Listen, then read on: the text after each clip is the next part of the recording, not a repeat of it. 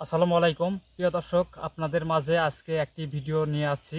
অতি সুন্দর একটি ভিডিও স্ক্রিনে দেখতে পাচ্ছেন যে কয়েকজন ভাই কিন্তু একটা কাজ করতেছে নদীর ভিতরে।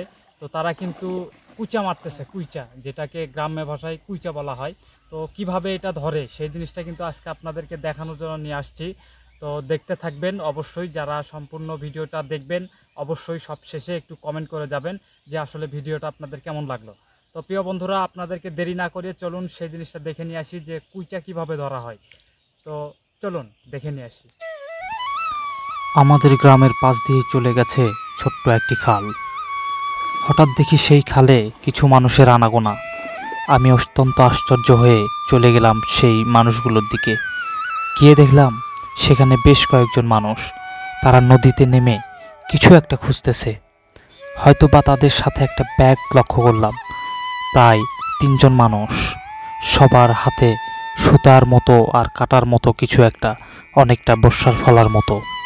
আমি অবাক হয়ে দেখলাম তারা পানির মধ্যে নেমে গর্ত খুঁজতেছে।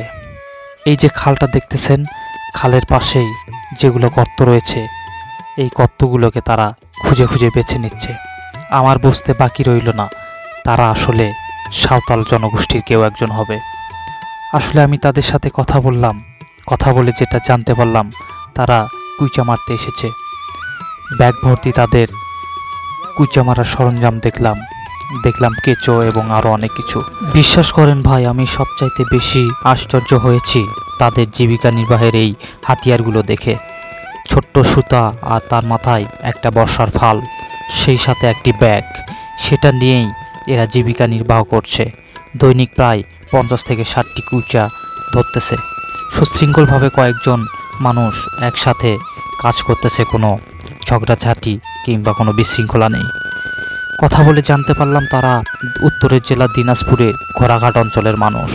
সাঁওতাল পরিবারের এই মানুষগুলোর সারাটা দিন যায় বিভিন্ন নদী নালা, খাল বিল আর পথে ঘাটে ঘুরতে ঘুরতে। বিভিন্ন নদীতে তারা গর্ত খোঁজে আর সেখানে বসায় ফাঁদ।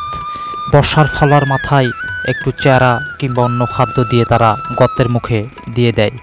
যখনই একটা কেঁচো তাদের শিকার হয় তখনই তারা তা সাথে সাথে তাদের ব্যাগে পুরে নেয়। এভাবেই পর্যায়ক্রমে অনেকগুলো কুচো দেখতে পেলাম তাদের সবার কাছেই।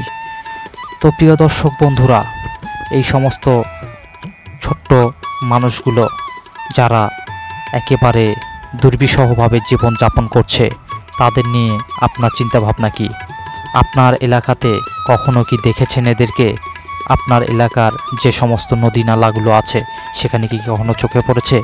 অবশ্যই জানাতে ভুলবেন না। আর সেই সাথে অনুরোধ, ভিডিওটি ফেসবুক থেকে দেখে থাকলে অবশ্যই পেজটিকে ফলো দিয়ে রাখবেন, আর ইউটিউব থেকে দেখে থাকলে চ্যানেলটিকে সাবস্ক্রাইব করে দেবেন। ধন্যবাদ সবাইকে, ভালো থাকবেন, সুস্থ থাকবেন।